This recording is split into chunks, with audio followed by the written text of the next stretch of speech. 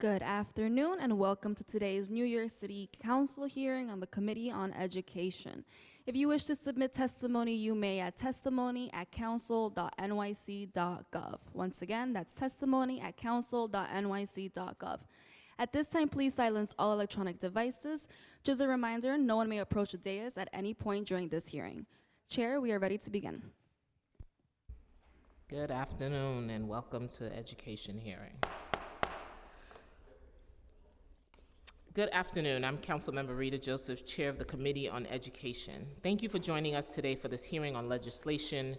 We will hear 7 pieces of legislation, including intro number 121, sponsored by Councilmember Raphael Salamanca Jr., a local law in relation to requiring the Department of Education to report annually on the number of teachers, administrators, and school staff who have completed therapeutic crisis intervention in schools training. Intro number 857, sponsored by myself, a local law in relations to expanding the disaggregated data in the Department of Education, reporting, including metrics on students in foster care. Many DOE reports do not include disaggregated data on students in foster care or students in temporary housing. More data will allow for greater oversight and analysis on serving cities' most vulnerable students. Intro 928, sponsored by Councilmember Camilla Hanks, a local law in relation to requiring the Department of Education to report on funding for restorative justice programming and services. Resolution number 422, sponsored by Councilmember Vicky Palladino, a resolution calling upon the New York City Department of Education to expand career-connected learning programs and opportunities at all public high schools. Resolution number 44A, sponsored by myself, a resolution calling on the New York State Legislature to introduce and pass the governor to sign legislation requiring all district leadership teams to operate under open meeting law requirements, requiring district leadership teams to operate under the open meeting law would provide for greater transparency in the state education process. Resolution number 445A, sponsored by myself, a resolution calling upon New York State Legislature to introduce, pass, and the governor to sign legislation requiring district leadership team and school leadership team to include student representative. A student representative appointee would offer district leadership and school leadership teams to include perspective of those impacted by its work. And lastly, we will hear resolution number 446A, also sponsored by myself, a resolution calling upon the New York State Legislature to introduce and pass the governor to sign legislation establishing a citywide leadership team. Establishing a citywide leadership team is one step toward ensuring equity by having students' voices, parent voices represented in all education decision-making spaces. Thank you to the advocates, members of the public who are joining us today, and thank you to the representative from the administration for joining us. I would like to thank the Education Committee, including Nadia Jean-Francois, Jan Atwell, Chloe Rivera, Elizabeth Hoffman, Aliyah Ali, Monica Salati, and Nia Hyatt. I'd like to remind everyone who wishes to testify in person today, you must fill out the witness slip, which is located on the desk of Sergeant-at-Arms near the entrance of this room. Please indicate on the witness slip whether you're here to testify in favor or in opposition to a bill or multiple bills. I also want to point out that we will not be voting on any legislation today to allow as many people as possible to testify. Testimony will be limited to 3 minutes per person, whether you're testifying on Zoom or in person. I'm going to ask my colleagues to limit their questions and comments to 5 minutes.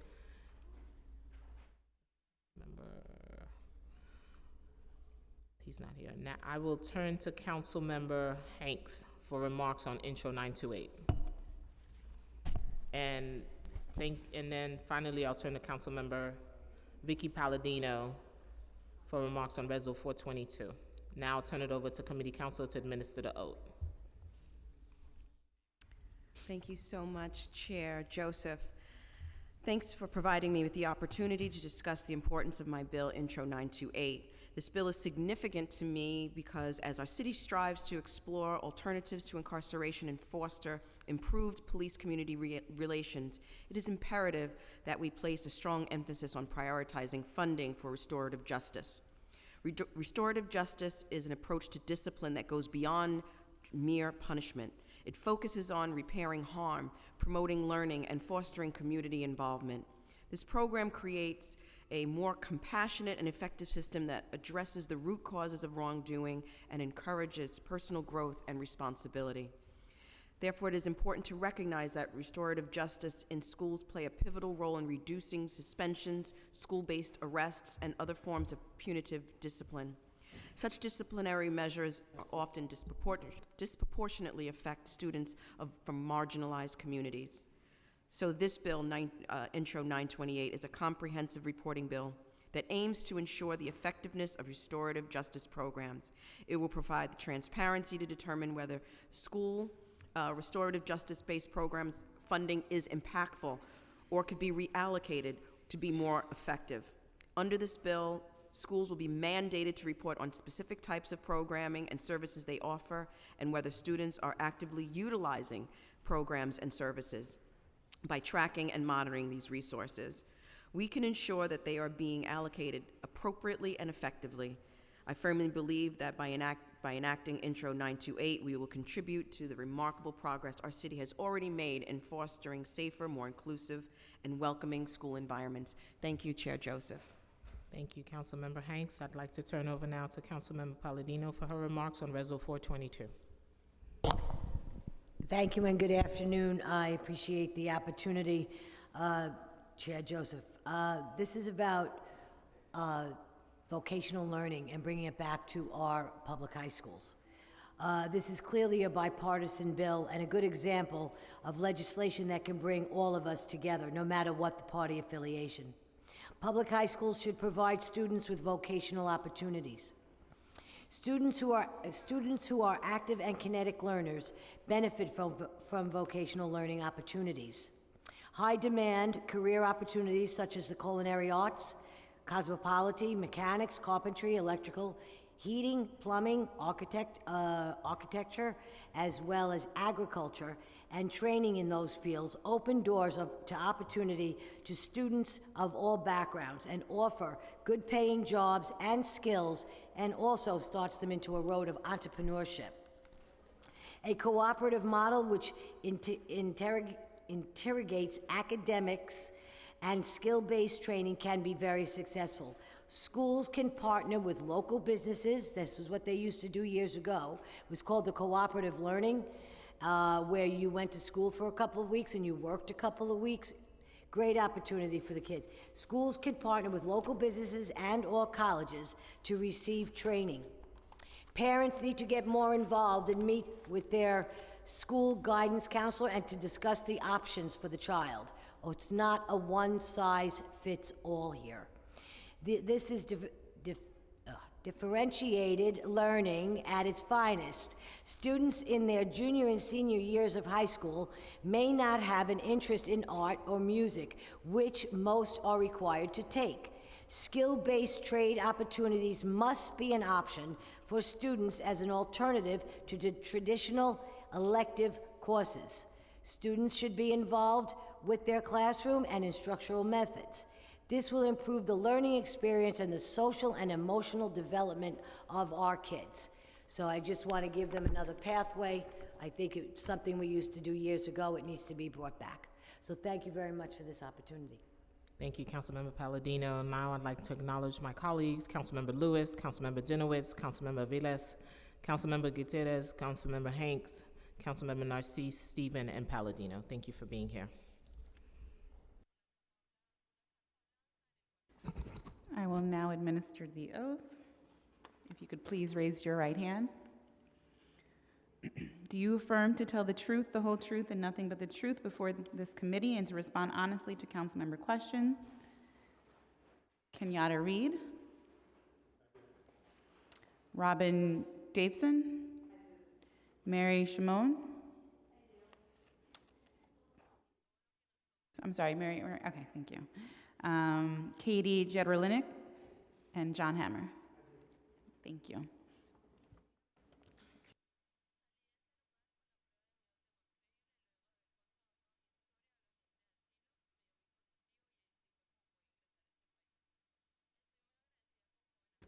You can go ahead and begin your testimony, sorry. Hello, you can hear me? Great. Good afternoon, Chair Joseph and members of the Education Committee here today. My name is Katie Jedrolinik, and I am the Chief of Staff for the Division of Family and Community Engagement and External Affairs at New York City Public Schools. Thank you. Thank you for the opportunity to discuss intro number 857, which expands the reporting requirements in several existing local laws to include reporting on students in foster care. We know that these students face many challenges outside of school and require help dedicated to their needs in school. We share the Council's commitment to ensure that students in foster care receive all the support they need to succeed. We would especially like to thank Chair Joseph for her leadership in this area. Thanks to the advocacy and leadership of the City Council, New York City Public Schools now has an office exclusively dedicated to supporting the needs of students in foster care. The Office of Foster Care seeks to meet the complex needs of students in foster care by developing innovative policies to support schools. This office is a subset of our current Students in Temporary Housing team under the Office of Community Supports and Wellness. This is a natural fit because it draws from existing knowledge, resources, and capacity, and they are best positioned to make a substantial and positive impact on students in foster care. The Foster Care Office has worked and engaged with both internal and external partners to best support students in foster care. The team has worked collaboratively with the New York City Administration for Children's Services and foster care agencies to ensure that students who were promotion in doubt or students who were recommended for summer enrichment were quickly enrolled in the Summer Rising program. Additionally, the foster care team partnered with ACS Children's Center to provide enrichment programming to students awaiting a foster care placement. We partnered with the Ackerman Institute to deliver trauma training specific to the needs of foster care students. It's okay. To Bridging the Gap social workers, designated liaisons, ACS social workers, and school counselors. The foster care team has also been partnering with different vendors and community partners to provide targeted mentoring supports, educational enrichment, and access to college and post-secondary readiness opportunities for students in foster care. We look forward to Chair Joseph meeting the executive director of the office in a forthcoming meeting. Offices have worked collaboratively to ensure effective engagement with the adult responsible for academic decisions for a student in foster care. In early fall of 2022, New York City Public Schools, particularly our special education office, collaborated with ACS and our advocacy partners and released the guidelines and procedures for the assignment of surrogate parents, a comprehensive update to guidance for school and agency staff on how to identify which adult in the life of a student with a disability has the authority to make educational decisions on their behalf. It also describes the circumstances when a surrogate parent must be assigned.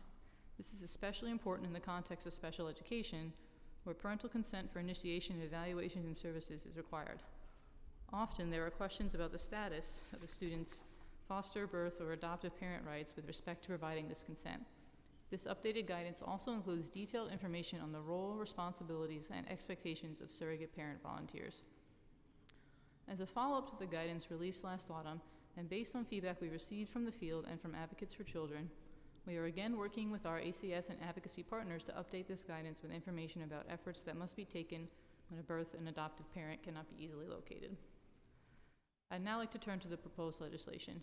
Intro number 857 expands disaggregated data in New York City Public Schools reporting to include metrics on students in foster care. Reporting data on students in foster care and temporary housing is a welcome addition to our reports.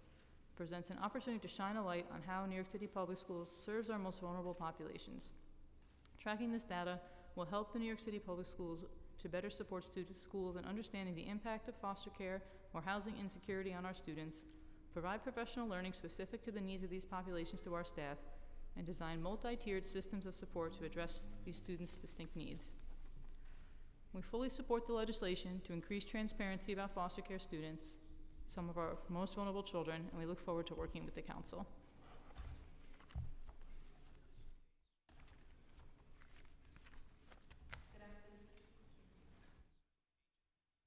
Okay, great, thank you. Good afternoon, Chair Joseph and all of the members of the New York City Committee of Education here today. I think that's too loud.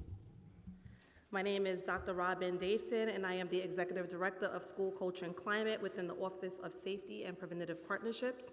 I am joined here today by Kenyatta Reed, Executive Director, and Mary Shamman, Director of Crisis. Thank you for the opportunity to discuss our ongoing efforts to ensure that all schools are providing a safe and supportive learning environment for students and staff.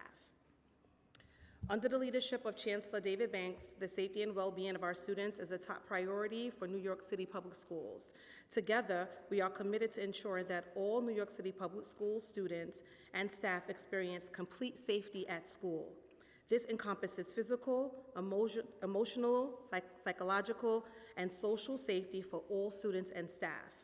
Complete safety is about ensuring the intentional presence of safety in the form of trusting relationships, equity, affirmation, compassion, dignity, and respect. Through positive, supportive interventions and programming, we aim to equip New York City Public Schools with practices, support systems, and resources to ensure complete safety, resulting in a reduced adverse student behavior and an increased academic and pro-social growth. Over the years, we have worked closely with advocates and other stakeholders to make significant strides toward creating a supportive learning environment for all of our students through our safety procedures and protocols. During and after the pandemic, our students have experienced trauma that affects their behavior. Recognizing that our youth need social and emotional support on various levels, this administration and previous ones have over time implemented several initiatives to strengthen the support of our students that our students receive in schools, including the expansion of restorative practices. With the great advocacy and support of the City Council, New York City Public Schools initially adopted restorative practices in school year 2015-16 with a City Council-funded pilot program with 25 schools and 1 consultant leading this pilot. Since then, we have expanded restorative practices so that over 900 schools to date receive direct or indirect restorative support from a staff of 22 individuals, including 1 citywide coordinator, 8 borough directors, and 13 district coordinators who support cohorts of schools. In addition, through restorative practices, we have been able to provide students with leadership opportunities in supporting their school's efforts in implementing restorative practices. Through this, students serve as members of their Restorative Justice Action Team, which is called RJAT, which is responsible for developing and implementing the Restorative Justice Action Team plan, co-facilitate youth circles, serve as peer mediators, co-facilitate and co-lead the annual Youth Summit event. Restorative practices focus on fostering community to prevent conflict and encourage youth to accept responsibility to repair the harm created by the behavior that was exhibited. Restorative practices' mission within the Office of Safety and Preventative Partnerships is to disrupt and dismantle systemic practices detrimental to the academic and social-emotional growth of students. Restorative practices have been scientifically proven to reduce suspension rates, increase school attendance, and reduce disproportionality for marginalized populations. In New York City Public Schools, restorative practices are implemented on a tiered approach ranging from pre-exposure, exposure, to engage and embedded. Schools identified as pre-exposure or exposure are in the initial stages of implementing restorative practices, and engaged and embedded schools have fully adopted restorative practices into everyday practice. In fiscal year 2023, the budget allotted to support restorative practices in schools was $17.9 million, which derives from $5.9 million in tax levy and $12 million in stimulus funding. The tax levy budget supports $3.2 million in salaries and $2.7 million in OTPS and per session combined. The stimulus budget supports $1.2 million in salaries and $8 million in OTPS and per session combined. The stimulus budget also includes $2.8 million allocated directly to schools through a school allocation memorandum to support schools' restorative justice action teams and any student-led affinity restorative justice club. Across the country, it is generally true that students who identify as Black, Hispanic, Native American, LGBTQ, and those with disabilities have been subjected to disproportionate disciplinary measures that can have devastating long-term consequences. Students of color also receive a higher share of suspensions for insubordination and greater suspensions durations compared to their peers.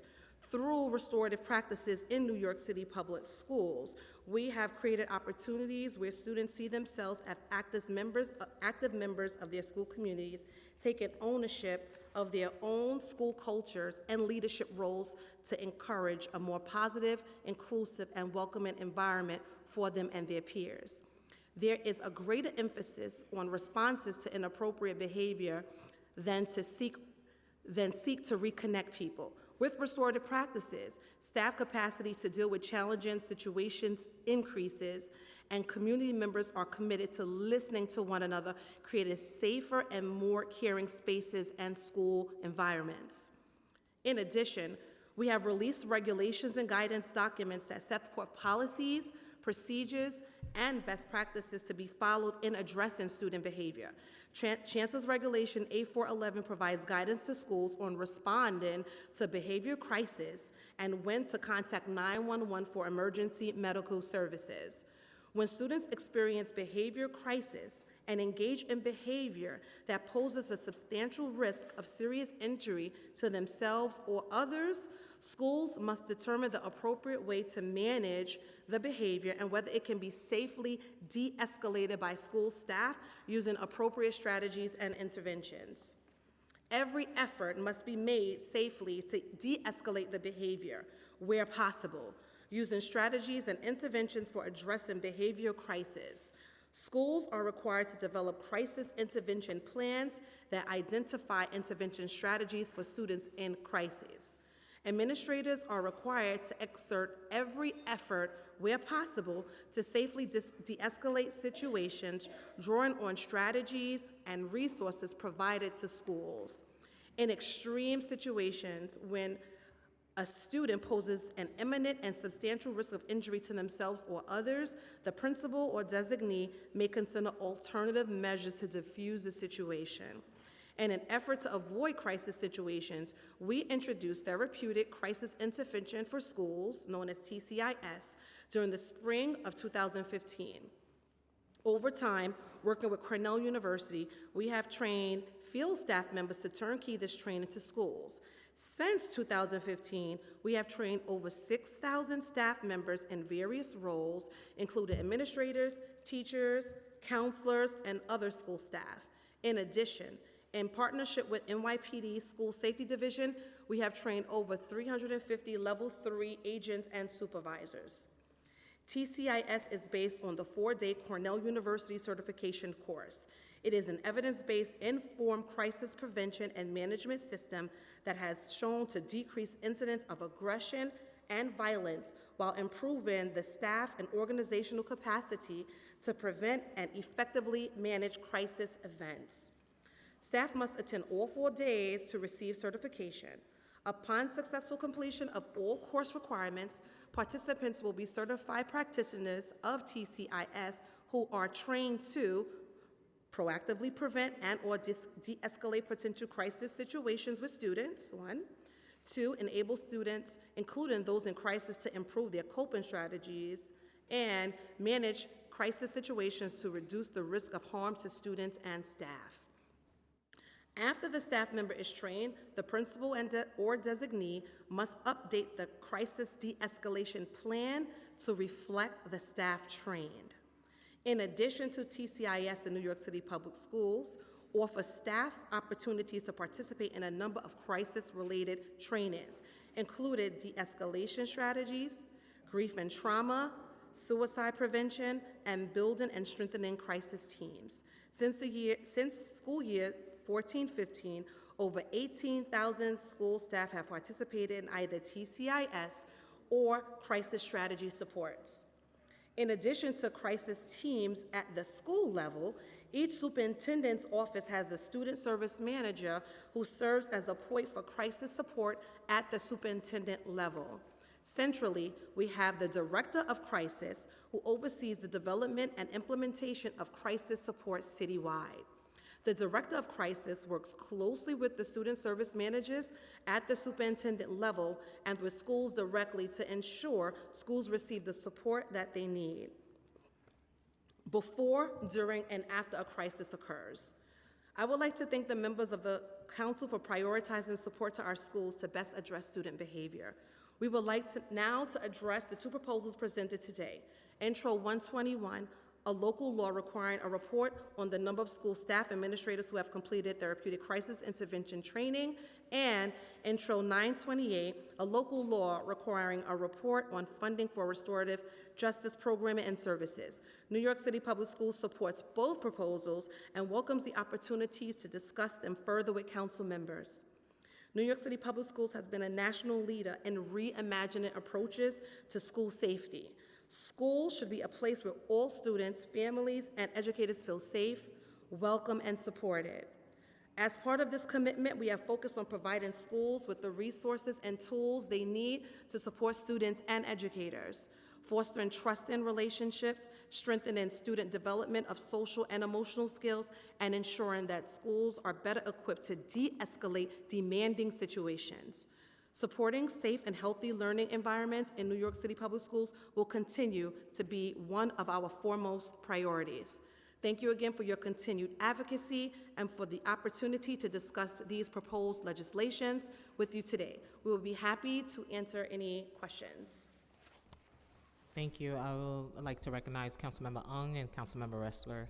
I'll turn it over now to my colleague, Councilmember Hanks, for her questions. Thank you so much for that for your testimony and really drilling down into what we believe is the core issues. So I think you answered my first question, which is, do you support this legislation? So thank you very much. But I wanted to move into how many schools currently offer restorative justice programming and services? Sure, so currently we service 900 schools, providing direct and indirect support to those schools. So direct support is one that have comprehensive professional development. It has the support of a restorative justice coordinator, and indirect are schools that don't have support of a restorative justice coordinator or only when needed, and also receive comprehensive professional development and support. Thank you so much.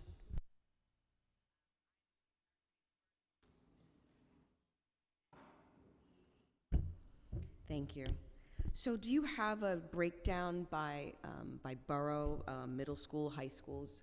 How many of these schools don't currently have programming? Yeah, so currently there are a total of 1,626 schools in New York City Public Schools, and restorative justice supports over 920 to be specific, and that includes mostly middle and high school. Thank you so much, Chair. May I ask? Thank you. Do you currently know the budget for restorative justice programs for fiscal FY24?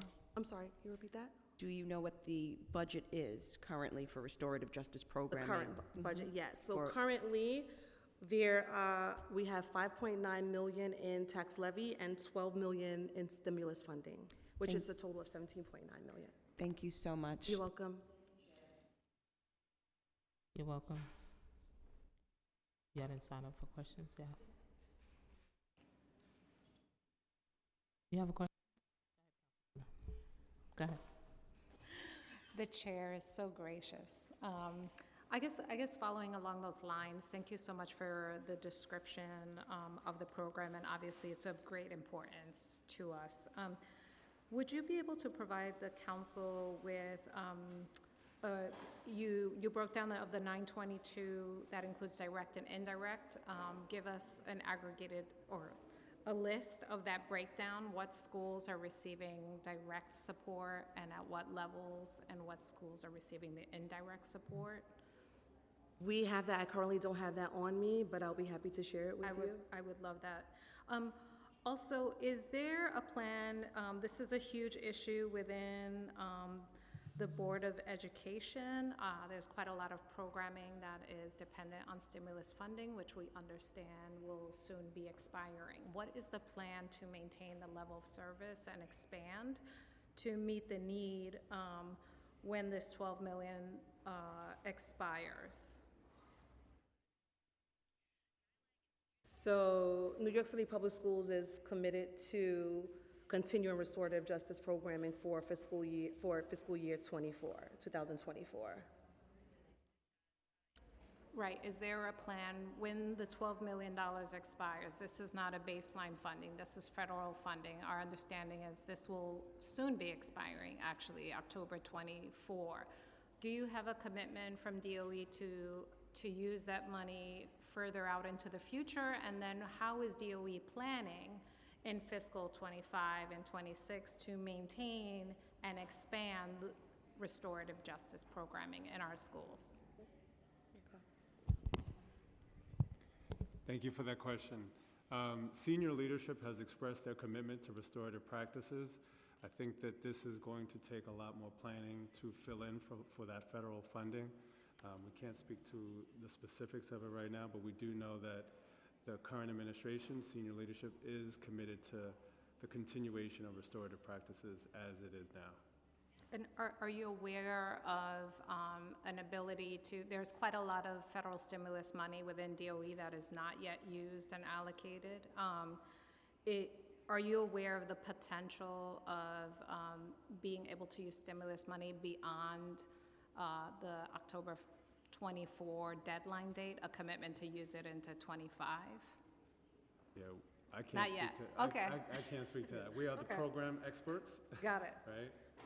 Well, we'd love to hear back from the administration on their commitment of using that money beyond the deadline date, and also understand a clear plan around how we are going to make sure that the program is maintained and expanded. Clearly, we have a long way to go, right? Because even within the expansion, which is great, I still don't know how much is direct, how much is indirect, and all the other schools that still need, obviously, this kind of programming. And lastly, Chair, how does the agency monitor the efficacy of what is happening in the school with the direct supports? Like, is there an assessment? Is there technical assistance provided? How do we know, we know often we have a lot of really excited folks that get trained up and then they move on, and you lose air and energy and expertise. How do we maintain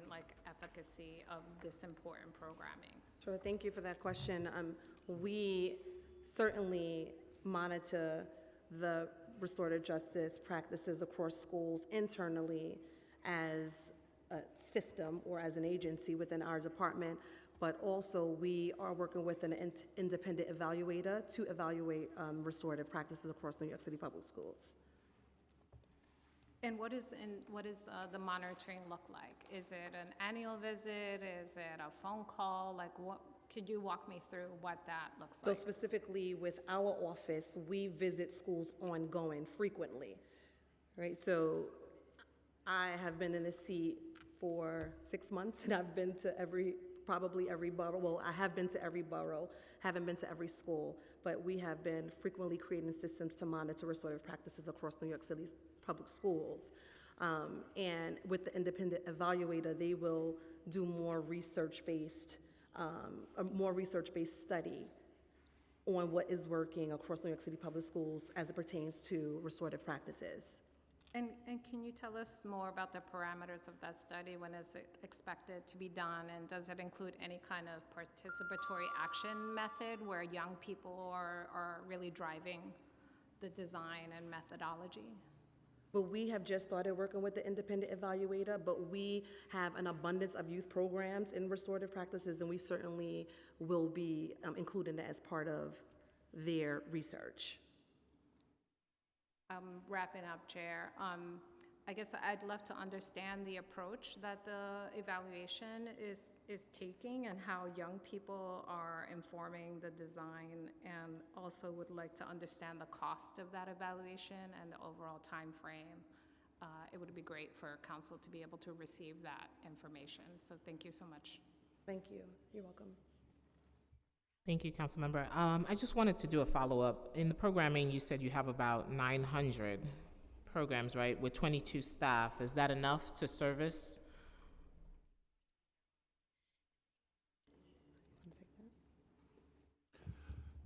So the reason why we have schools that receive direct and indirect support is because it's a tiered model. Obviously, we could always use more resources to support schools.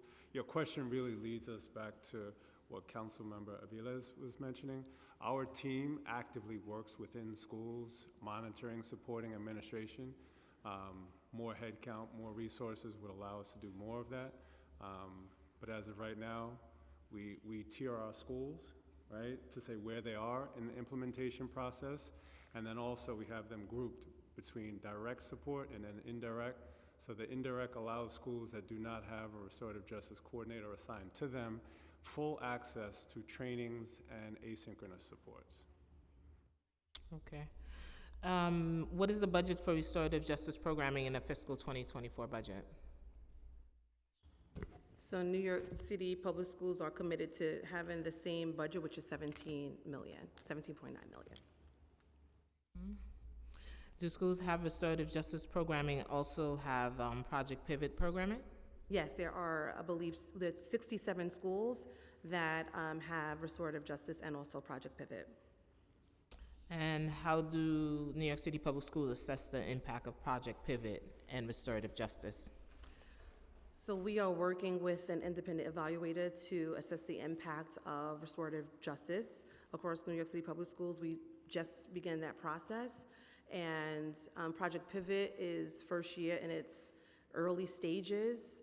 And so there's going to be a plan in place in terms of the supporting the evaluation of Project Pivot. And just to add, we have schools that have deeply embedded practices of restorative. Those schools have seen a significant decline in the use of punitive disciplines such as suspensions. Those schools have also seen a decrease in incidents as well. So we monitor those data points. We also look at the data points such as the New York City survey to see how children and staff, the children and staff in those schools also indicate that they also feel safer as a result of the implementation of these practices.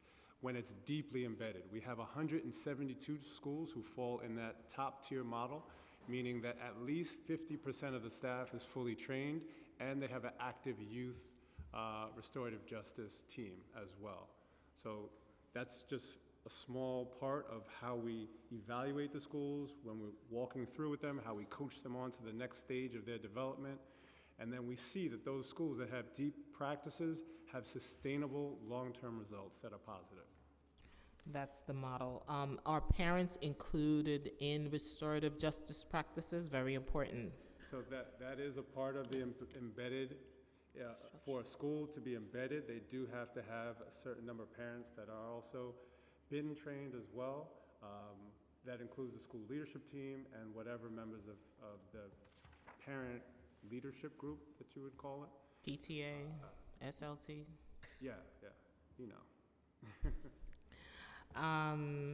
Okay. How about school safety? Are they also trained? I noticed you said level 3. Not all level 3s are in school buildings every day. So the ones that are interacting with the students every day, are they trained in restorative practices? So I just want to note there's very different skill set that school safety agents need and that teachers and other educators need. School safety agents definitely need therapeutic crisis intervention training to know how to de-escalate. Correct. Restorative justice practices has a lot to do with, number one, building community on a daily basis, whether in house, crew, advisory, however you want to do it. That's where our teaching staff are trained to do that. We want to focus our attention on those people who are doing that and making sure our SSAs, our school safety agents, are trained to de-escalate. Knowing that our agents are not being asked to facilitate community building circles. So our emphasis is on the DOE pedagogical staff for restorative practices. School safety agents are exposed to restorative practice so they know what it is. Right. They can have a brief overview to understand the concepts, but they're not expected to be circle keepers. Okay. How long does the de-escalation training takes for the staff? How long is it? TCIS is a 4-day training. And how often do you PD to constantly renew the training? And I'm sure since it's evidence-based, the evidence changes as long as data changes, you adapt as well. And you know, That's right. So can you say that question again? Because my colleague is the director of crisis, so. she's coming to answer my question. Come on right up. here. Can you just restate it so she can answer? How long and how often do you do PD to constantly refresh the staff? Okay, great. Thank you for that question. So it's ongoing. TCIS is a 4-day training, so we run it from 8:30 to 3 o'clock citywide, and we offer it ongoing. So for example, we have summer cohorts planned. Okay, so, all right. So this is about Intro 121 too. Is the administration in support of this legislation? Yes, of course. Yes. Yes. How many and what percentage of schools have TCIS training? Can you And provide a breakdown. How many schools have staff that have been trained? And provide the breakdown. I did send the questions in advance, so the homework was supposed to be done. Yay. Yeah. So currently, we have 6,034 staff trained. We have, oh gosh, thanks. Yep. And the schools, we have 1,269. And that's by teachers, administrators, guidance counselors, social workers, and other school staff as well?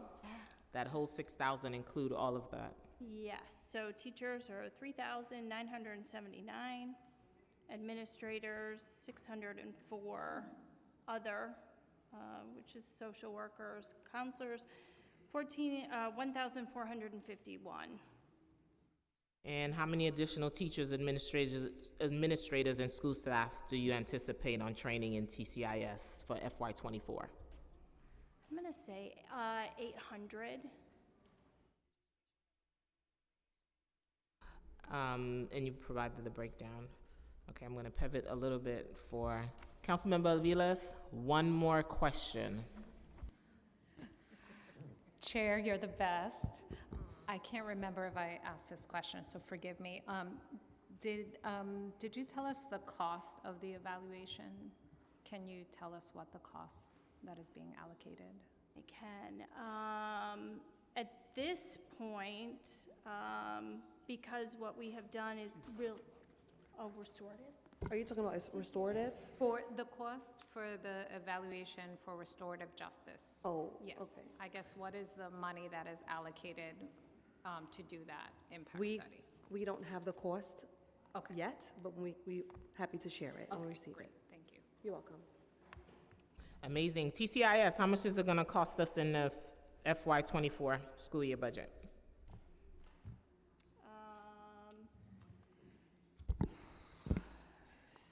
This is, I would say for maybe $5,000. Okay.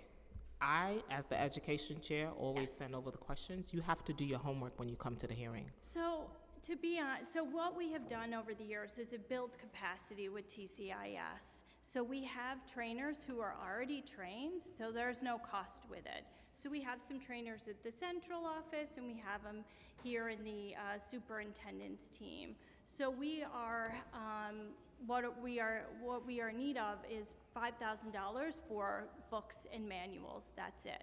So as far as the training, that's it. And I will email all the questions that you could not answer so I can get a proper answer. Sure, no problem. Thank you. And with intro, I'd like to Councilmember Ressler, you have a question. Go ahead.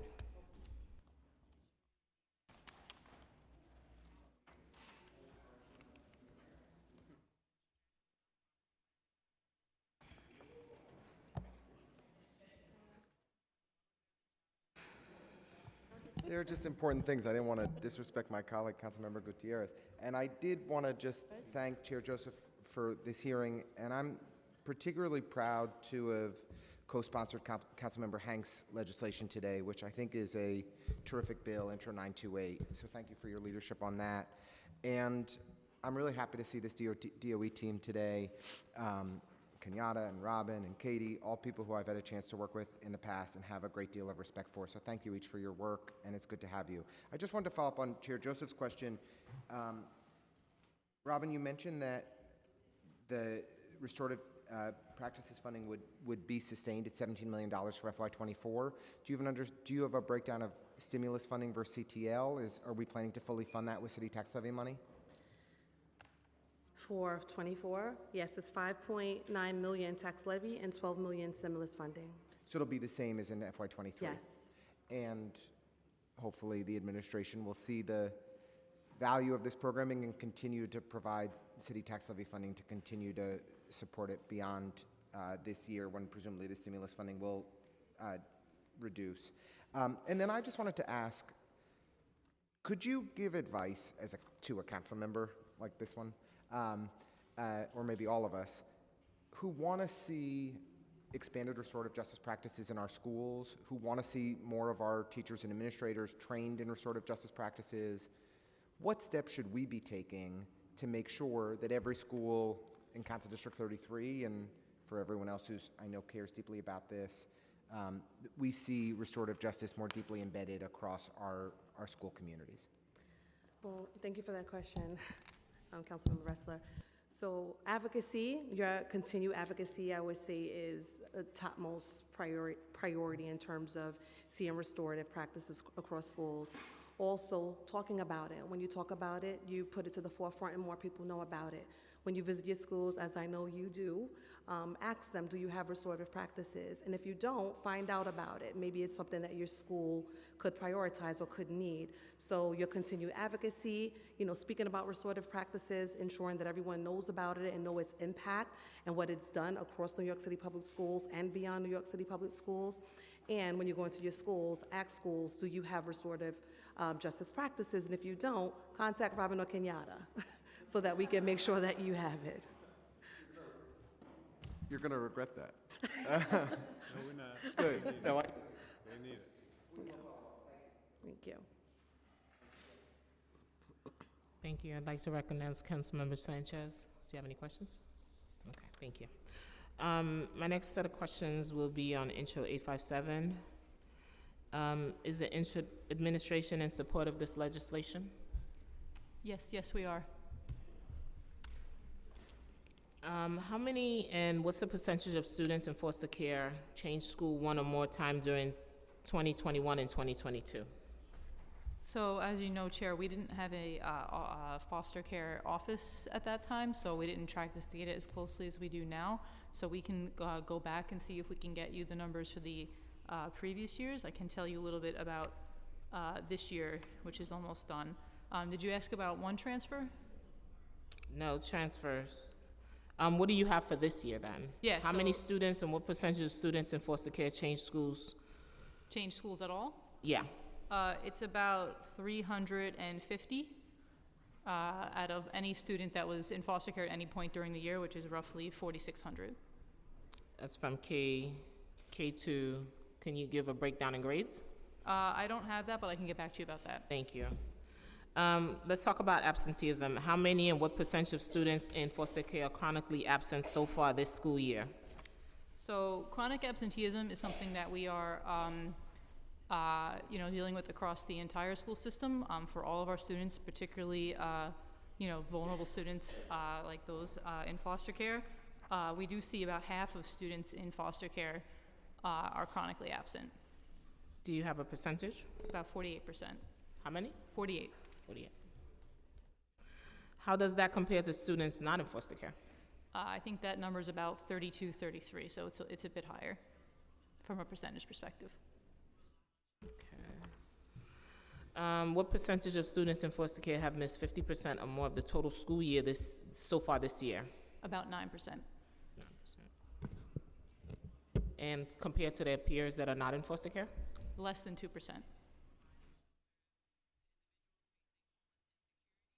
Suspension rates for students in foster care. So far this school year, how many and what's the percentage of students in foster care have received principal suspension? So far, 386 principal suspensions.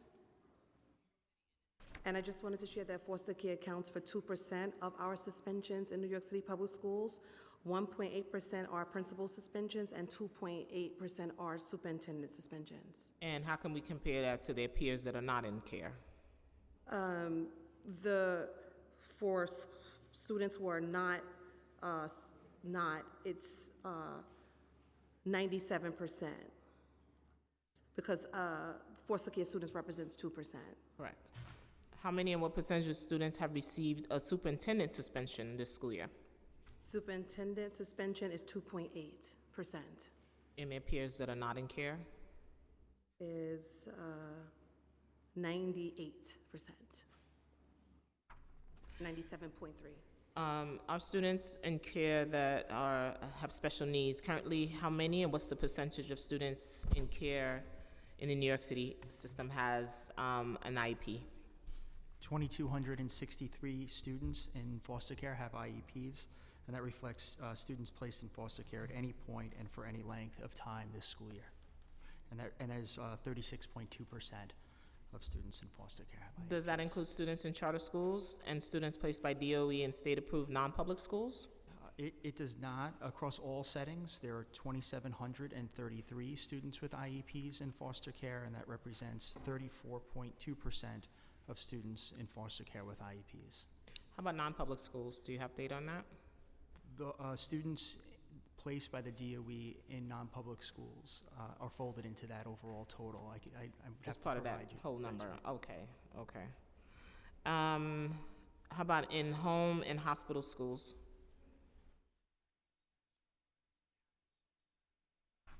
So students with IEPs that recommend home and hospital instruction, there are 2 students in foster care with IEPs that recommend home and hospital instruction, and that's 0.1% of the total population of students in home and hospital instruction. Okay. We're also, I'm very pleased with the Office of Foster Care, but we need to ensure students have a feasible way of getting into schools.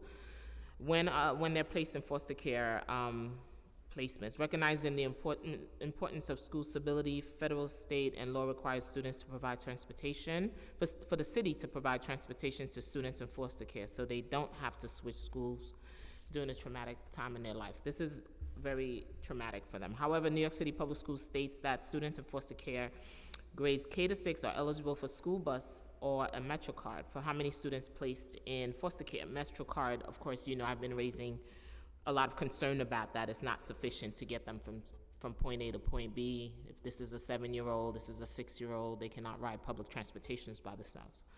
How many requests for busing has a OPT received under foster care exceptions this year? I'm sorry, could you say that one more time? How many requests for bus have OPT received under foster care?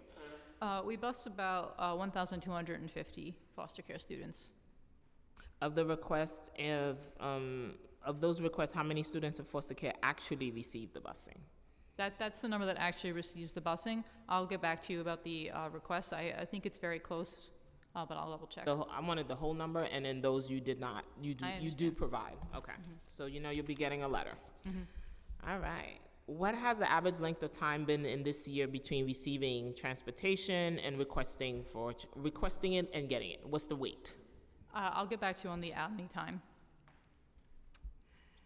Okay. How many students waited more than 10 days before receiving busing under foster care?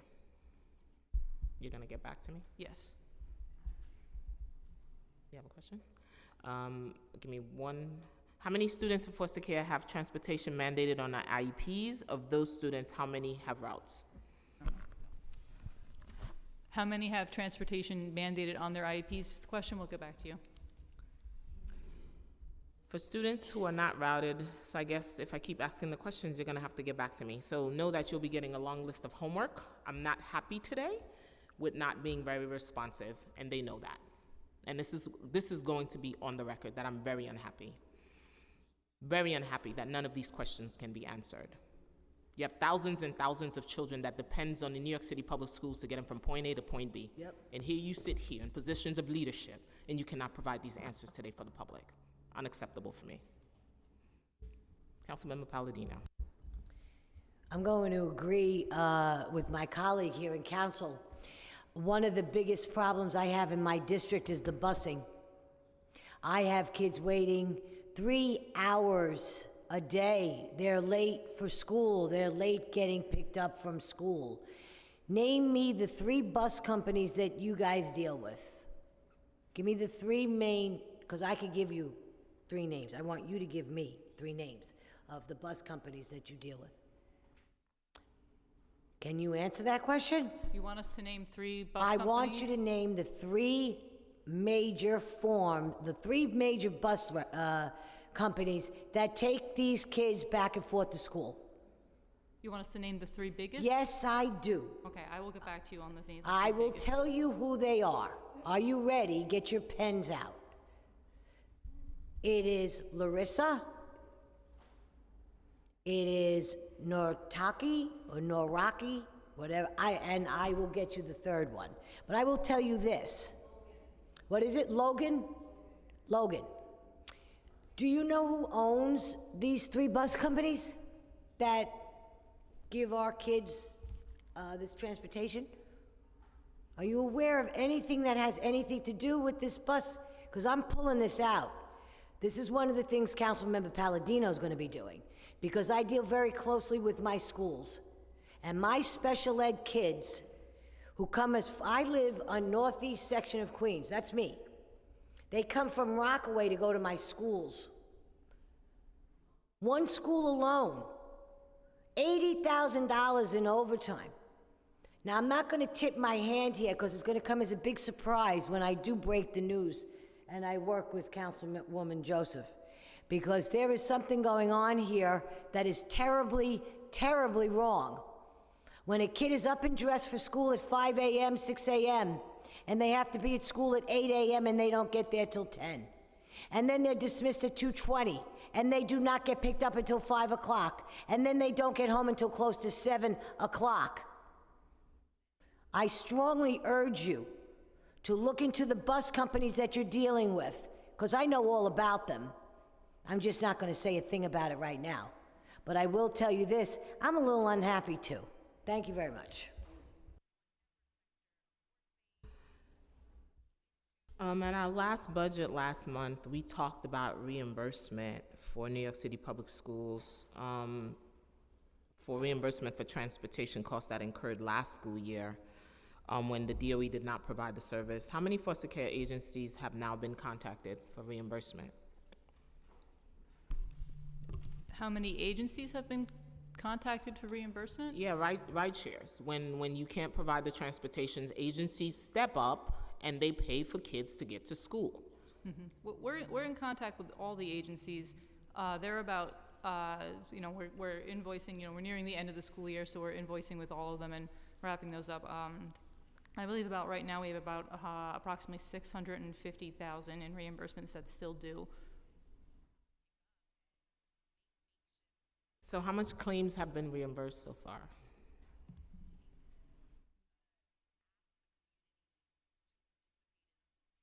Are you asking the total amount of claims minus the amounts of the reimbursements that haven't come? Yes, ma'am. Okay, I can get back to you. The total busing contract for the total busing cost for foster care students is about $21 million annually.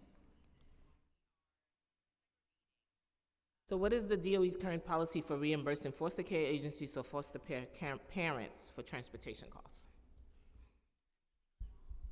I'm sorry, could you repeat that? What is the DOE's current policy for reimbursing foster care agencies or foster parents for transportation costs? So if you incur a cost of transporting a foster care student, you submit an invoice to us and we reimburse it once it goes through our process. How long does that take? It varies widely. There are agencies that have still not have been paid for transporting students to schools. When do you think that will happen? We try to close everything up at the end of the fiscal year.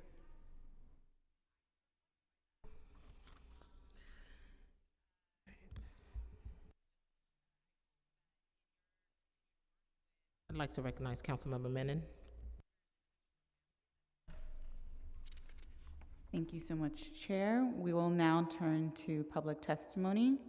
We will be limiting public testimony today to 3 minutes each. For our in-person panelists, please come up to the table once your name has been called. For our virtual panelists, once your name is called, a member of our staff will unmute you and the Sergeant at Arms will set the timer and then give you the go-ahead to begin. Please wait for the Sergeant to announce that you may begin before delivering your testimony. Thank you so much to DOE for your testimony. And our first panel will be Dr. Jackie Cody, Hannah Mercuris, Chantel Hines, and Mike Porcelli. You may please make your way to the front table.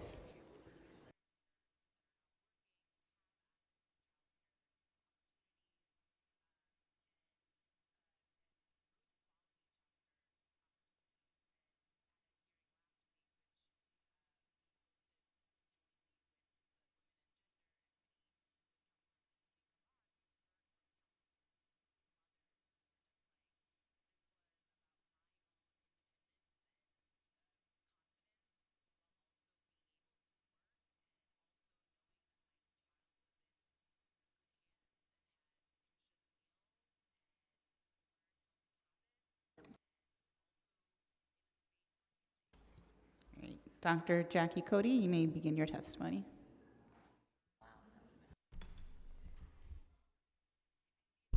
Hello. Good afternoon, everyone. Thank you so much for this opportunity. And I would ask the chair if I do go over a few seconds, if you can give me that grace. I'll cut it short. Thank you to the New York City Council and Chair of the Education Committee, Rita Joseph, for this opportunity and for introducing the resolutions 444, 445, and 446 in support of state legislators passing and the governor signing the citywide leadership team bills. New York City public school system is the largest school district in the state and nation. We can be exemplary, especially with $37.5 billion. Every student can succeed, and here's how. We witnessed why we need a citywide leadership team. We just saw it and heard it. Every New York City public school must have a school leadership team. The school leadership team is mandated by New York State education law. The SLT is what it's called, gives opportunity for every education stakeholder, students, parents, and educators, an opportunity to engage in shared decision-making around effectively aligning the school's budget with the comprehensive education plan. The stakeholders in the school know best what students in that particular school need to succeed. The SLT operates under the open meetings law, which also gives New York City taxpayers the opportunity to observe and assist in making sure the CEP goals are met. The main problem is school leadership teams are not functioning in many schools, especially in underserved communities. And I dare to add and say and allege that the schools in desperate need of restorative justice are the schools that do not have functioning school leadership teams. And for example, the first thing that a teacher does when they walk into a classroom is model what they want their students to learn. So how do we have the largest school district in the state and the nation not model and exemplify how to align the school's budget with the comprehensive education plan, especially since funds go right from central directly to each school? It is a no-brainer to have every school leadership team functioning at its optimal best. Thus, the citywide leadership team will be the model and in position to assist specific schools in need in real time. This is not a top-down approach. This is a bottom-up, all hands on deck, community involvement, the village in action. And I'll end here, and I hope that everyone will be able to read the rest of my testimony. And thank you again for the opportunity. I'm here for questions. Thank you so much for your testimony. Next up, we have Hannah Mercuris.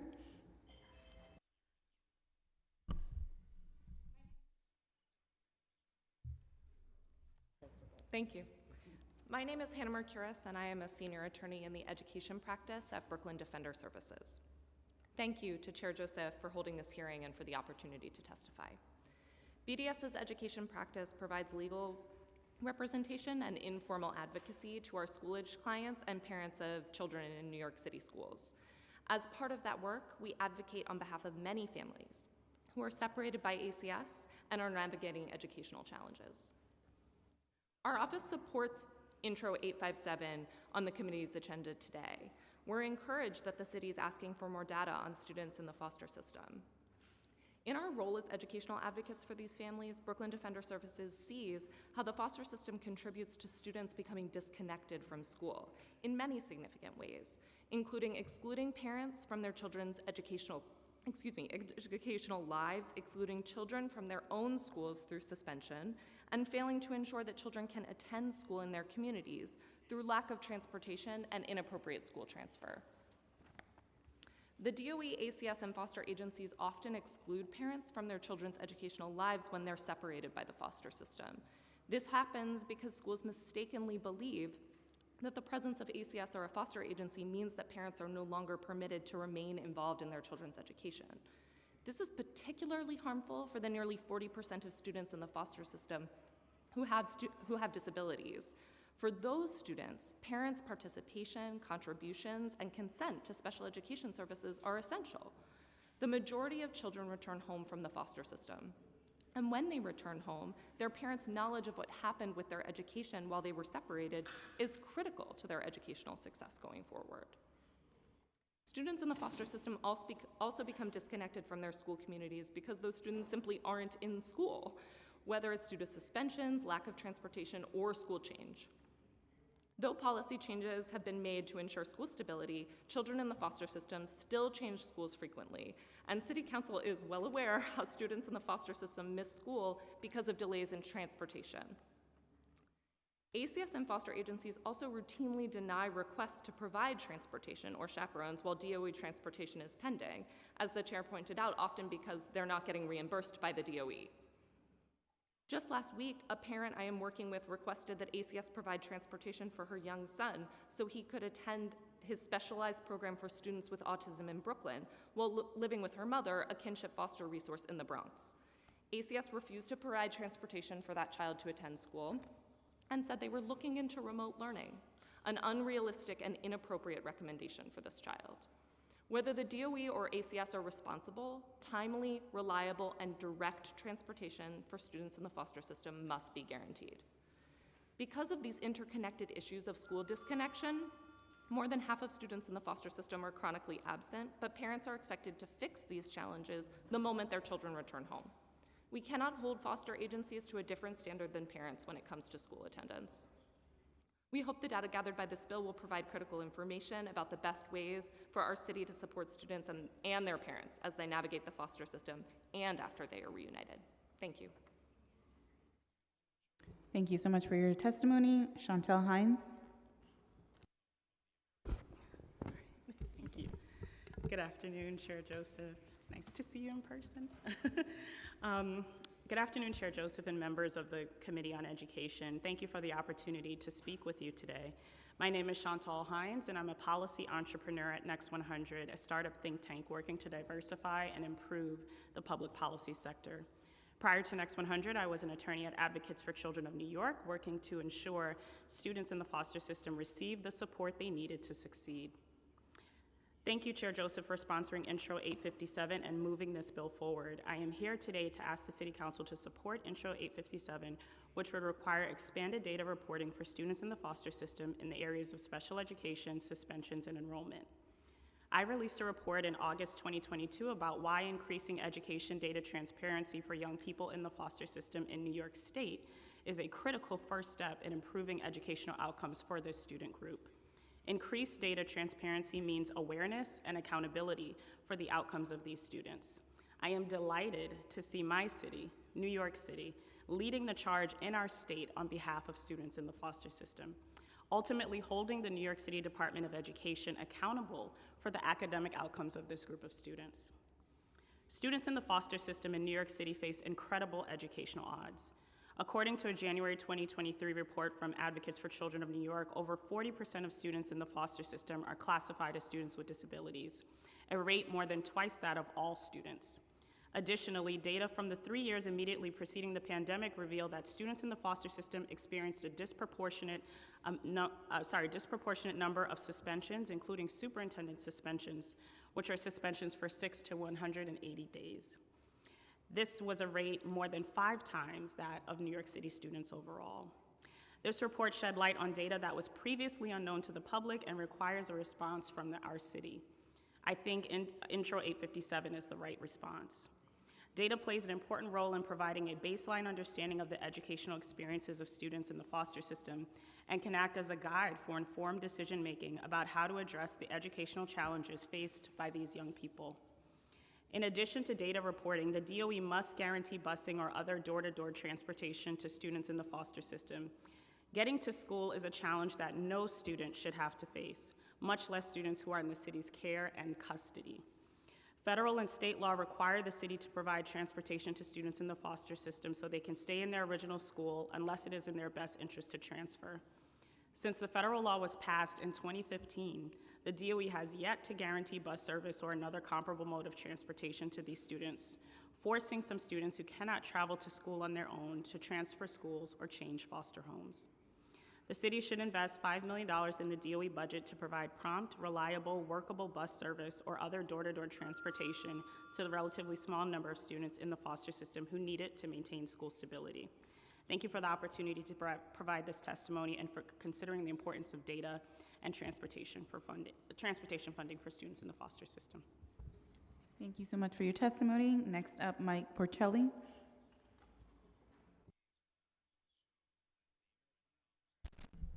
Good afternoon, Madam Chair, council members. My name is Mike Porcelli, and I'm a mechanic. I've been a mechanic all my life. Since I was 5 years old, I've been fixing things. I studied automotive in high school, even though my high school tried to keep me out of the automotive program. They told my parents I was too smart to take shop class. Now, many of you may be old enough to remember when schools had shop class. I don't know if you experienced that. All right, we have one person at least. Okay. Every group I speak to about shop class, everyone says, we used to have that in shop class, and we enjoyed it. Well, why was shop class taken out of most schools? Now, I know today we have CTE. I write a newspaper column advocating for CTE. It's called The Other Side of Education. There's the academic side, and then there's the trade skill side, the vocation, what used to be called vocational education. Well, vocational education is just as important as academic education. Not every student is gifted academically. Not every student likes to learn from books. Many of us like to learn with our hands. I've been blessed to be able to do both ways. The counselors told my parents not to let me take shop class because I was too smart, and if I took shop class, I wouldn't go to college, and I was smart enough that I should go to college. Well, I proved them wrong. I took shop class, and I went to college on a full scholarship, by the way, and graduate school on a full scholarship. So the thinking that people that are in shop class, students in shop class, are not gifted at all and will not succeed in college is not true. The fact that half the students that enroll in colleges every year drop out proves that they probably didn't belong there in the first place. They might have been better off taking shop class in high school, electrical or mechanical or carpentry or plumbing, which our economy is in desperate need of. A month ago, I was on TV with Mike Rowe. You may be familiar with Mike Rowe, Dirty Jobs Mike Rowe. He's the most eloquent advocate trade education has ever had. He's been advocating for trade education for 20 years. I've been doing it for 50 years, practically since I got out of high school. It's trade education, shop class, provides valuable skills to students who can earn a terrific living. Most skilled trade graduates from either a high school program or a community college program I teach community college, at Bronx Community College, I teach in the automotive program. Graduates of our programs or high school programs can immediately get jobs, in many cases making more money than their parents, with no student debt in most cases. So I'm here to suggest that you need to seriously expand the CTE offerings in all high schools, and beyond that, go back to having basic shop classes in middle school, where kids can get exposed to machining, electrical, carpentry, basic homemaking, culinary. Middle school kids should have the opportunity to explore all career fields, and then they can pick a field that they want to study in high school. And just make sure there are enough CTE programs available. There should be a seat for every kid who wants a place in a CTE program. To find their gift. Exactly. They're all gifted. Everybody has different gifts. That's right. Make sure the education matches those gifts. All children are gifted in talent. Thank you. Just for the record, I wanted to let you know this council in FY23 made historic investments in CTE. We invested over $30 million in CTE programming, and some of them I know I've visited and I've seen the work that's being done in the Bronx. We have an automotive program in the Bronx. They actually fix your cars. They have partnerships with dealerships, with Ford, and I had promised Councilmember Palladino we should visit some as the education chair so you can see the kind of work that's being done. I agree, home ec should come back. Learning how to make, what did they teach us in middle school? How to type and how to make copying machine, sewing. For example, I visited Chelsea CTE program. They teach students the latest in fiber optics so they can work with their hands, like you say. Most students are tactile. They do graphic design, and when they leave these programs, they leave with a certificate that takes them straight to career pathway. So that's what this chair does, and we invest in that, and we will continue to do so. But I will invite the council member to visit some of these CTE programs across the city to see the work and maybe get her input as to maybe where we can have them more and what type of programming we can have for our young people. CTE graduates can immediately get jobs making more money than lawyers. Absolutely, six-figure salaries, correct. My parents in foster care, what do you think we should be doing differently in terms of engaging foster parents, not foster parents, but birth parents when their child is temporarily taken away? What is the percentage of them returning home to their families, being reunited with their families? You can pull it. My understanding, the majority of children return home from foster care, and I'm happy to get back to the council with exact numbers about the number of children who return home. One of the things that I tell every single DOE staff member that I speak with is every single call that you make to a foster parent or a foster care agency, you should make that exact same call to parents. They should be receiving the same kind of communication about their child that the foster parent is receiving. There are so many ways that parents become disconnected from their children's school when they're separated by the foster system. And it takes a lot of resources, right? We ask our school staff to do so much work, but it's incredibly important because as the council's discussed today and heard today, children change foster homes. You saw the numbers, you saw the numbers. Exactly, and so really, the adult who is often the most consistent, the only consistent adult in that child's education is their parent. Case planners from foster agencies change too, so do educational specialists. The person who's really involved in that child's school life, who has been involved in that child's school life for years before they enter the foster system, is suddenly cut out, and it's incredibly harmful when children return home because their parents don't know their teachers. Correct. My colleague worked just last week, attended an IEP meeting for a parent who hadn't been involved in their child's special education services or life or IEP meetings for an entire year, and that child was close to returning home. It's so much catch-up work that parents have to do at a time that's really challenging for their family when they should be focused on other things. They should have been included all throughout. Ms. Hines, yes, you can chime in. I keep sitting too far back in the chair. I'll just add, I've recently completed a qualitative research study asking people in New York State, primarily in the New York City area, what can we do to make our schools more supportive for young people in the foster system? And I had about 12 parents participate. And I think echo everything you said, but I also think the burden falls on ACS as well to have active engagement with our parents. They routinely lock them out of educational decisions. I can't tell you how many, pretty much all 12 of the parents said to me, they do what they want to do. They don't tell me where they're going to go to school. They don't ask me if they can change schools. They don't ask my opinion. In my prior role at Advocates for Children, I did a ton of work with agencies, like you have to communicate with the parent. The parent has to sign consent. So that breaks my heart that in a special education case, the parent wasn't involved. But parents largely feel disconnected. They largely feel disempowered.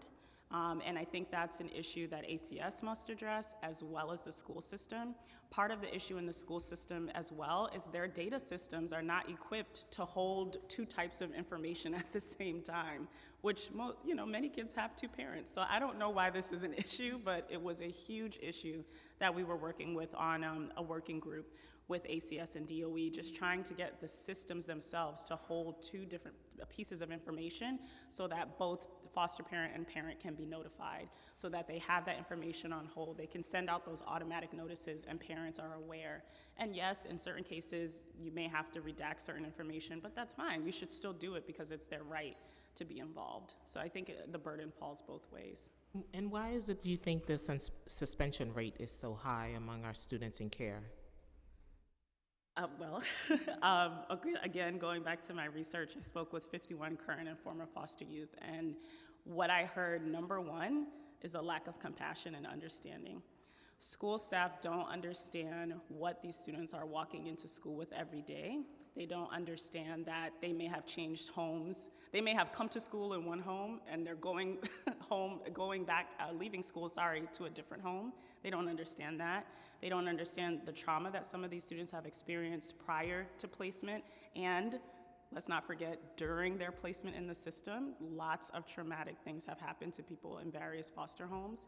So when they show up and maybe students get a little dysregulated, a little rustled, their feathers get ruffled, which is a natural response to any type of trauma, right?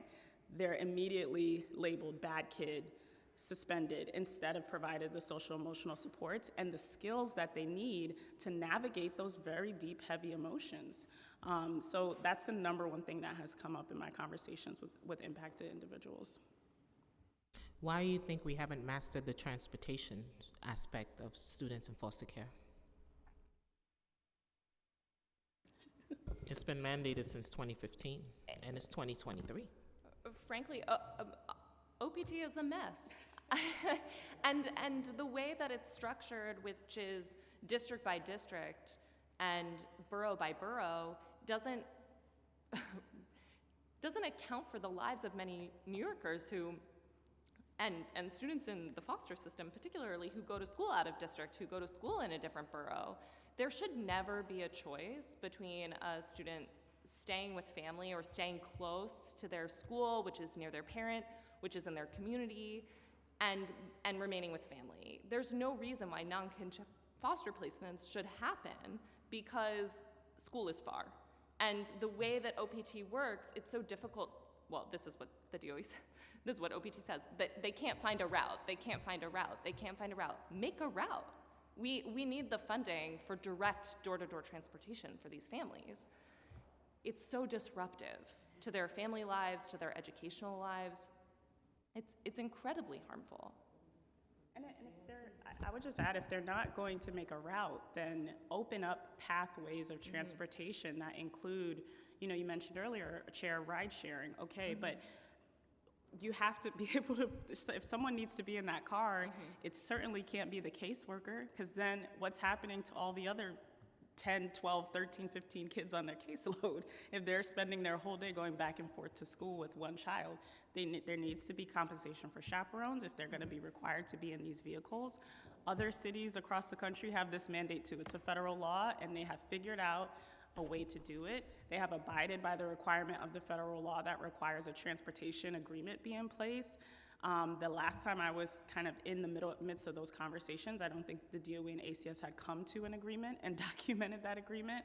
So there has to be a meeting of the minds, and DOE and OPT have to come to the table, and they need to have a good faith conversation on it.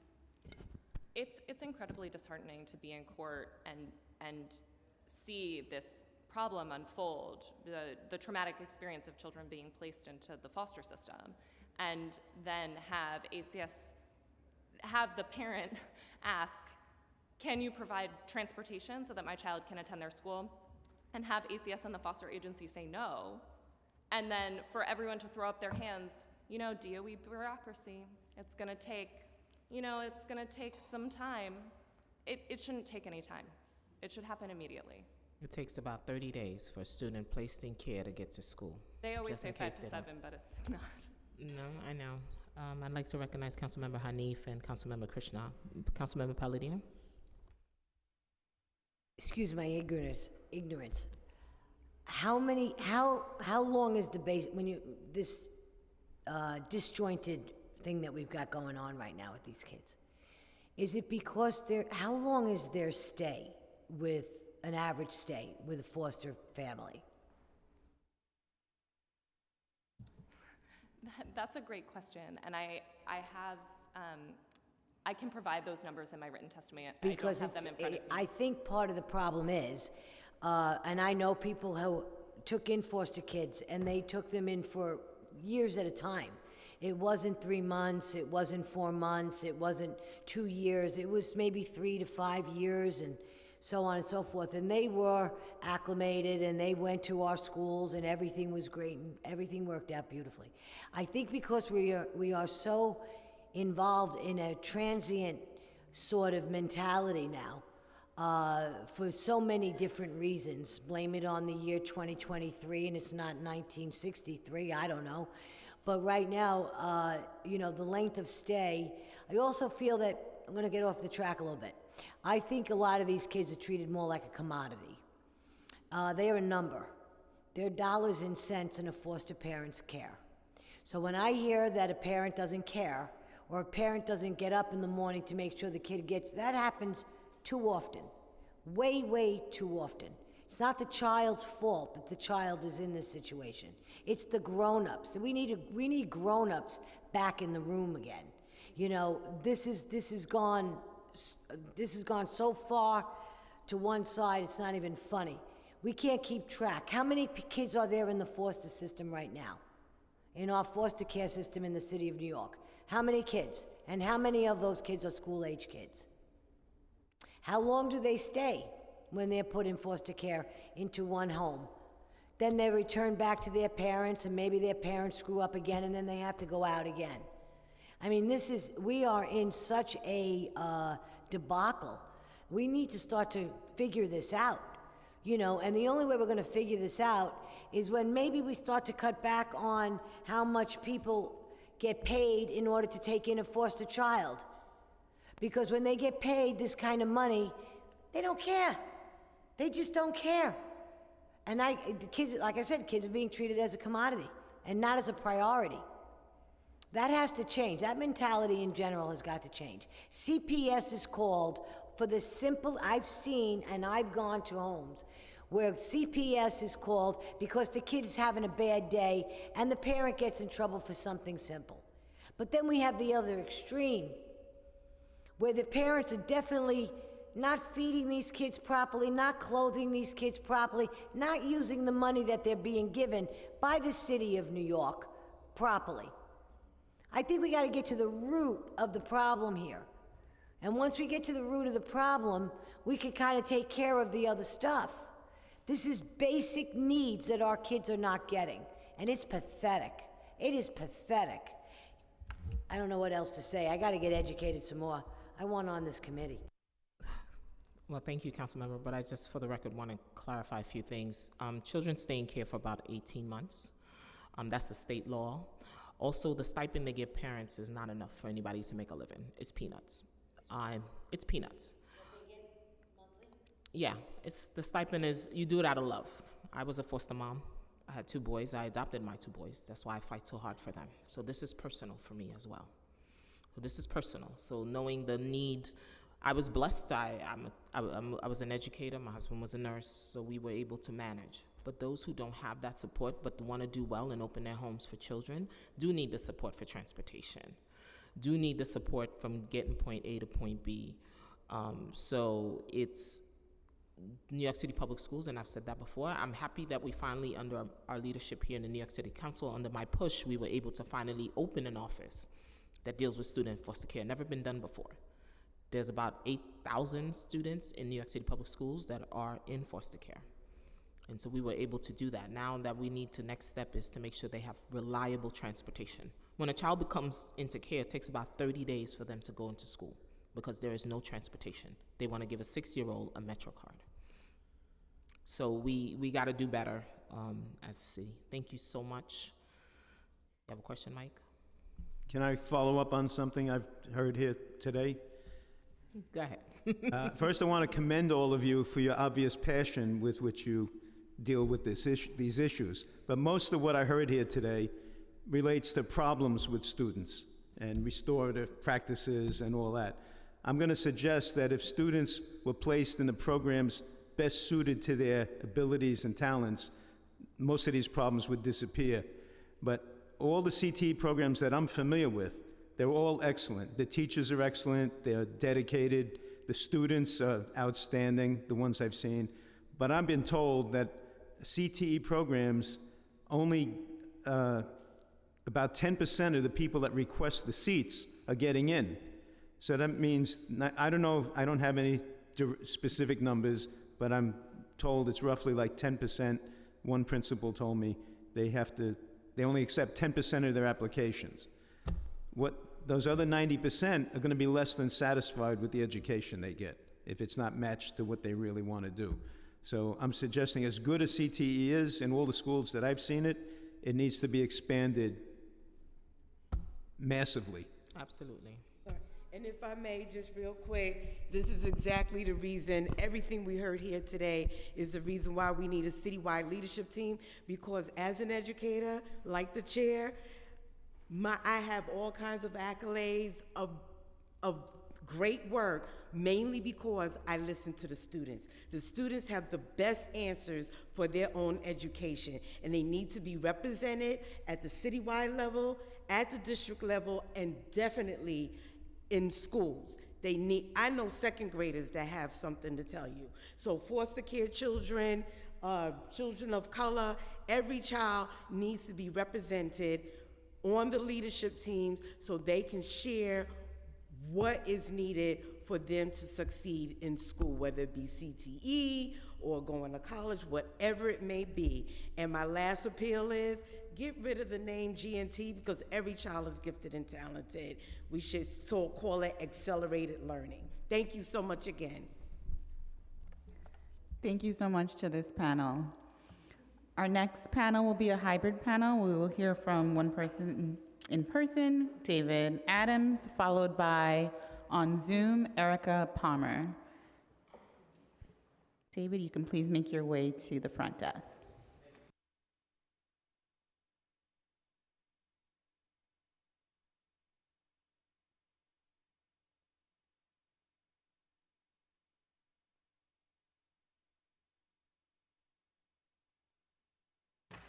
David, when you're ready, you may begin your testimony.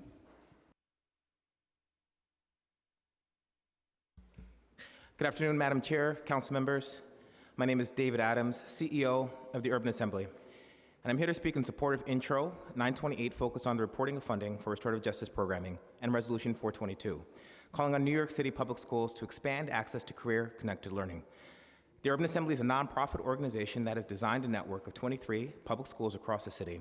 All Urban Assembly schools provide career-connected learning and are built on a model of social and emotional learning. We do not screen for admission, and our collective graduation rate is 91%. Over the last 2 years, the Urban Assembly has been supporting schools in New York City to organize around the principles of social and emotional development.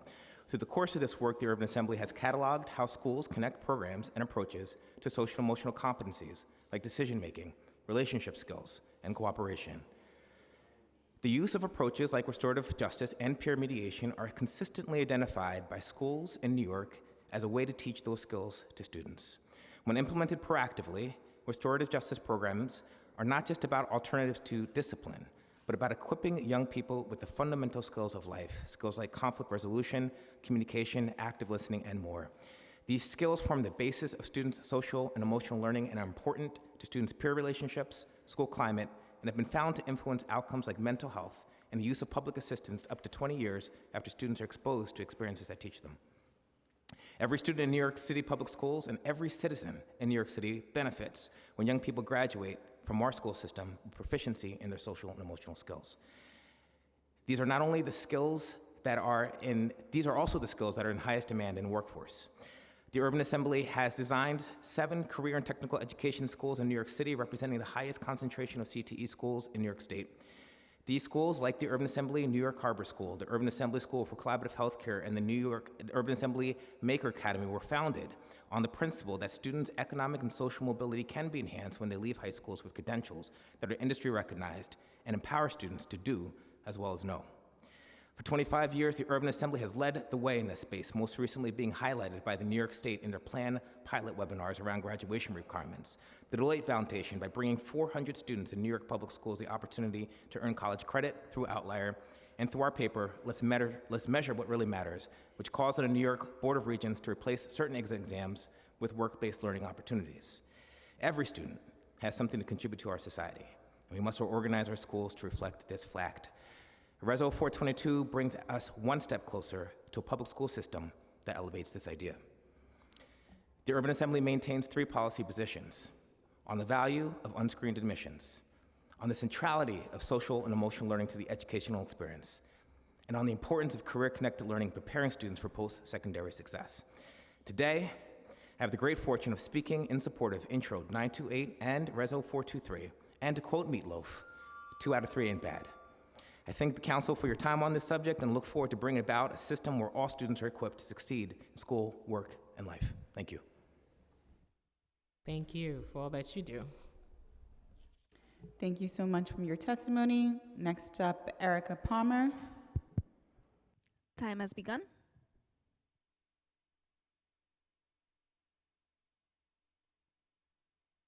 Muted. Can you unmute yourself, please? We can't hear you. Won't let me? Okay. Oh, there you go. You're fine. You may begin. Okay. Thank you. Sorry, it wasn't letting me unmute myself. So thank you very much for holding this hearing today and for inviting us to testify. I'm here to testify in support of Intro 857 to expand the DOE's data reporting requirements to include metrics on students in foster care. My name is Erica Palmer. I work at Advocates for Children and direct our foster care project.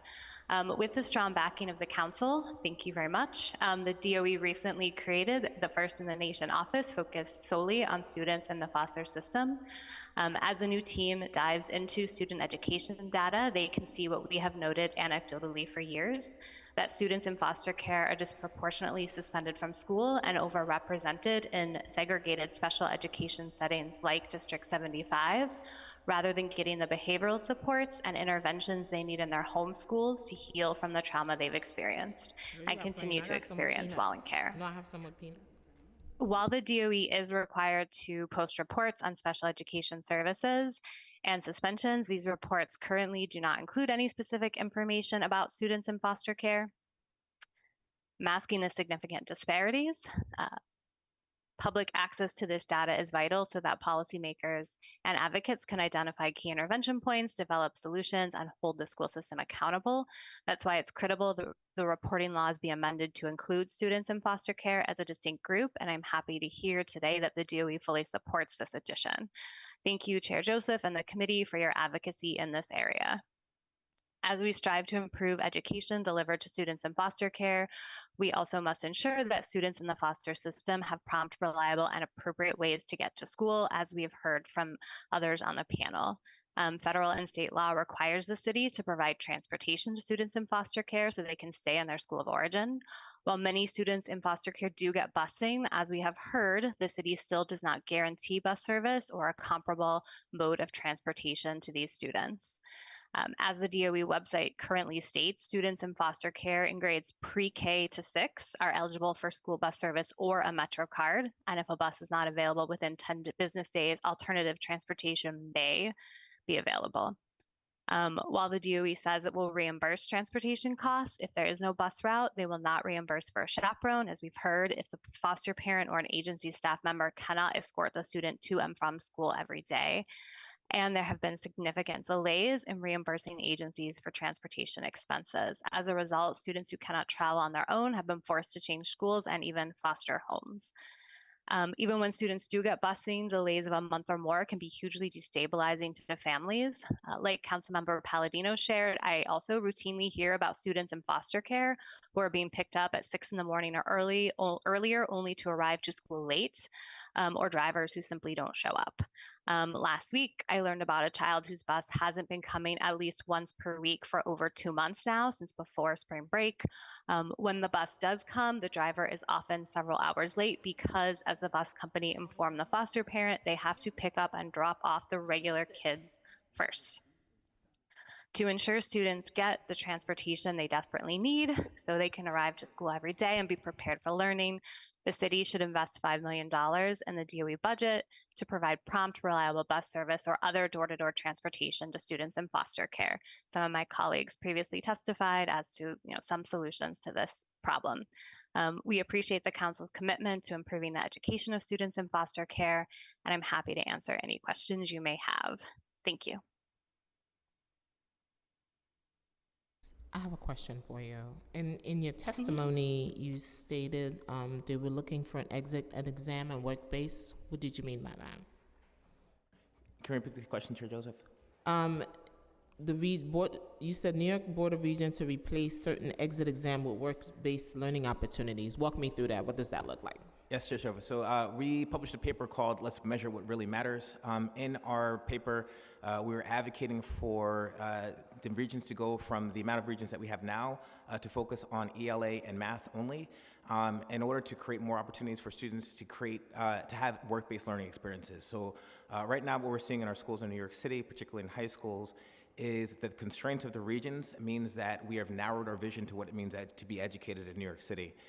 Teachers are focused on passing the regions rather than providing a holistic education for young people. We believe, based on this paper, that reducing the amount of exit exams will allow schools to invest in a wider range of experiences for young people, like internships and work-based learning, so that they're prepared not only for passing tests, but passing the test of life. Okay, and also putting them on a career pathway. That's the goal, right? Once they finish the CT, is to put them on a career pathway. Yes, Chair Joseph. So our understanding is that all students are on a career pathway. The question is what kind of credentials that they acquire to put themselves in a way that can be successful. So whether those credentials are created in terms of the 9 to 12 system in the process, whether that's a 2-year degree, whether that's a certificate degree, we know that every student needs to have some sort of credential post-secondary to be successful. The question is when they achieve that and how they stack to those credentials to be successful. So all students are on a career pathway. All students must do something to contribute to their society. We believe paid work is one element of that, and when students have an opportunity to participate in that, they're more motivated to graduate high school on time. Absolutely, and they show up to schools even more often because they have an interest and a passion. Well, thank you for the work that you do. Thank you. You're welcome, Chair Joseph. Thank you so much to this panel. If there's anybody else in the room who wishes to testify, please make your way to the Sergeant-at-Arms desk at the back. And if there's anybody else on Zoom who wishes to testify, please use the raised hand feature. Not seeing anybody in the room or on Zoom, and so that concludes our hearing for today. Thank you so much. Thank you for our panelists and everyone who testified in today's hearing. Thank you.